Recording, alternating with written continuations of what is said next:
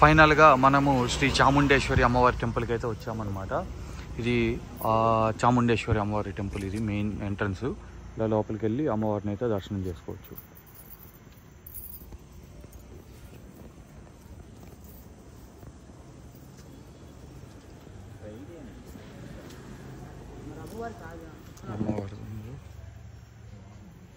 అమ్మవారి లోపల ఉన్నారు.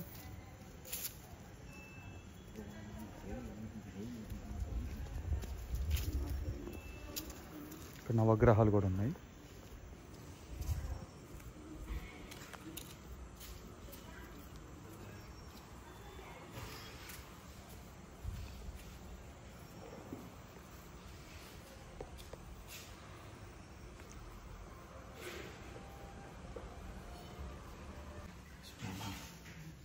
నమః శివాయ, నమః శివాయ, నమః శివాయ, నమః శివాయ, నమః శివాయ.